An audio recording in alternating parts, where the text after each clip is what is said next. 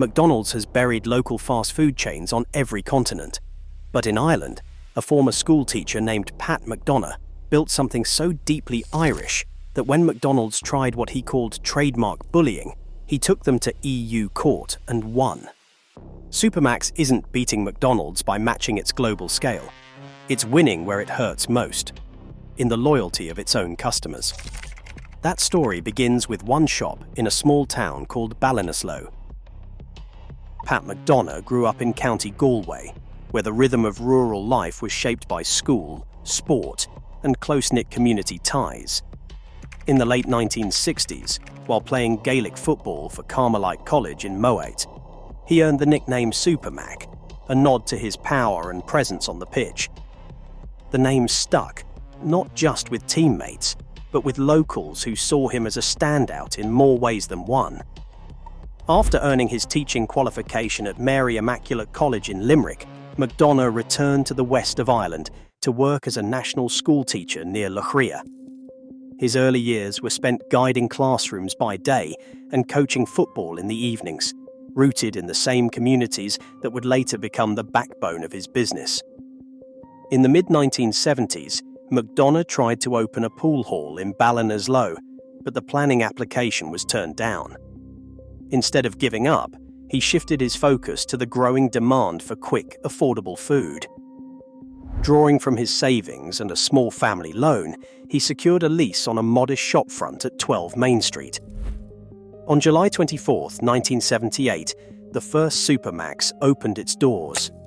The shop was simple: a small kitchen, one cash register, and a menu built around burgers, chips, and milkshakes.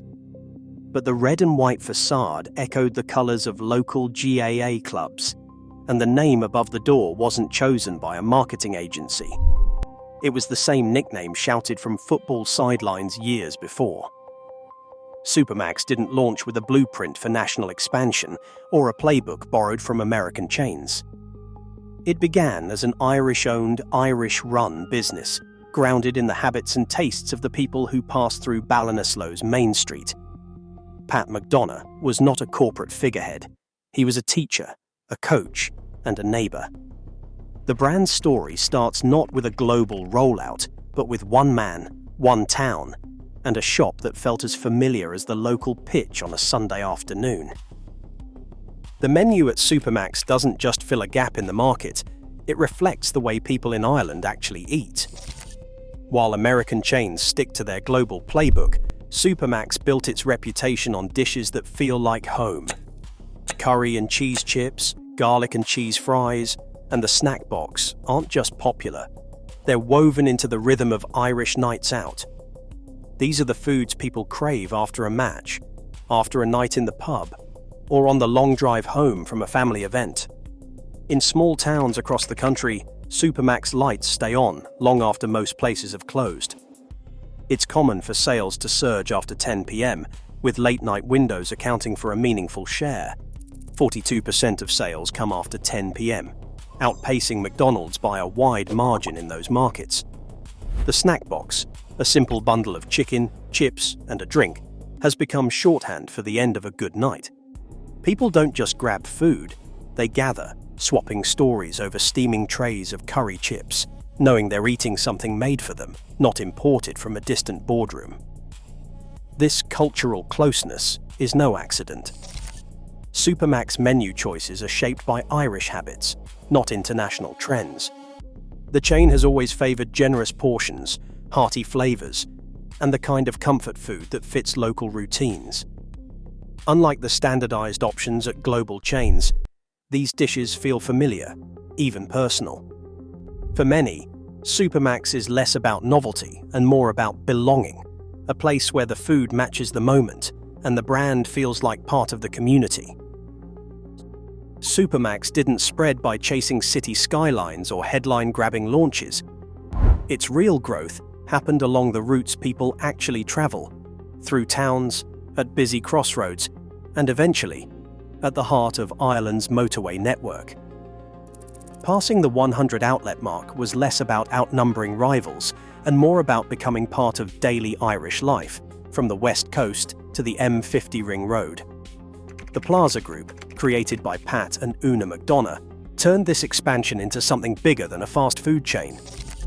These plazas aren't just places to grab a burger, they're full-service travel stops, blending food, fuel, and convenience under one roof. Barack Obama Plaza, opened in 2014 at Junction 23 on the M7, stands as the flagship. Named for the US president, whose ancestors came from nearby Moneygall, it's a symbol for travelers and a sign of how Supermacs has stitched itself into the fabric of Irish journeys. Here, a Supermacs meal sits beside a Papa John's pizza, a Bewley's coffee, and the hum of lorries filling up at Circle K. The Plaza model has been rolled out across the country, meeting the needs of families, truck drivers, and GAA teams on the road. Supermacs isn't just selling burgers anymore. With the master franchise for Papa John's in Ireland and the addition of concepts like Super Subs and Minimacs, the group has built a food service ecosystem that stretches far beyond its original shopfront. Each outlet may look familiar, but together they form a network that serves Ireland in the places people actually stop, eat, and gather. It's national scale, built not on spectacle, but on being useful to Irish people wherever they go. In 2014, as Supermacs looked beyond Ireland for the first time, the company filed for EU-wide trademark protection. This move was about more than just expanding a menu. It was about securing the right to use the Supermacs name across Europe. McDonald's responded with immediate resistance. Their lawyers argued that the Mac in Supermacs would confuse customers, claiming a link to the Big Mac. The opposition was clear. McDonald's wanted to keep the Mac element for itself. Rather than back down, Pat McDonough and his team decided to challenge the very foundation of McDonald's claim. In 2017, Supermacs filed a request with the European Union Intellectual Property Office to revoke McDonald's Big Mac trademark for non-use. The argument was straightforward.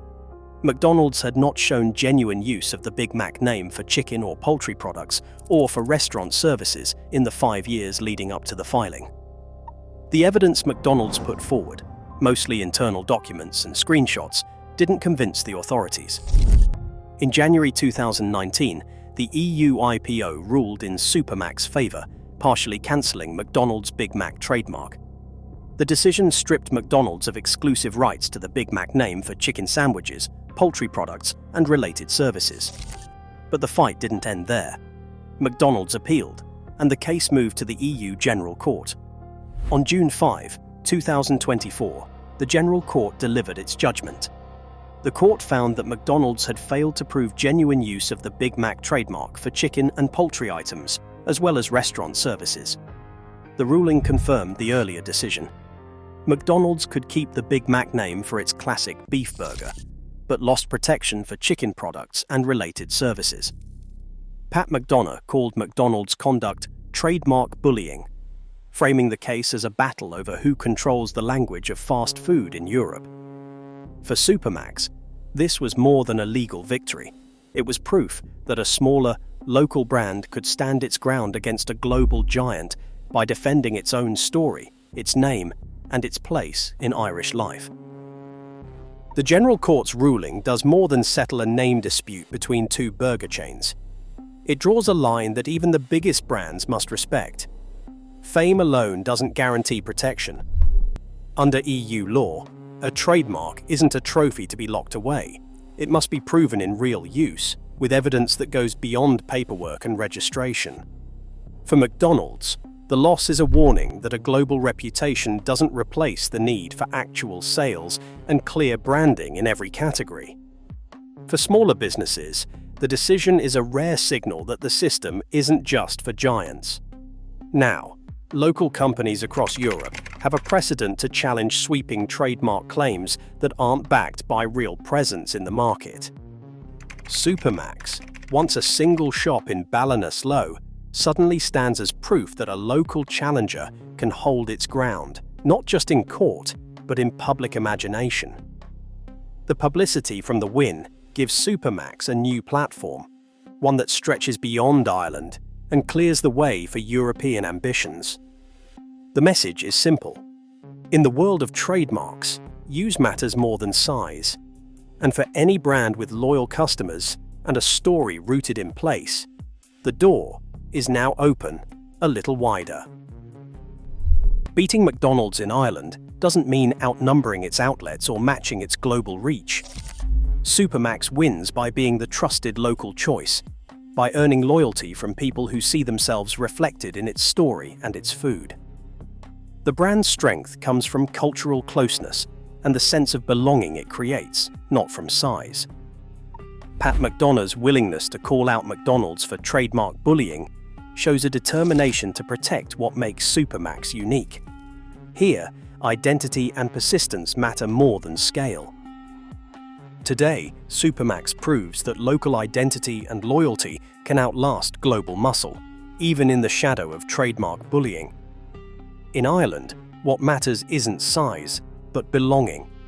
Sometimes, the smaller brand wins simply by being the one people want to call their own. What do you think?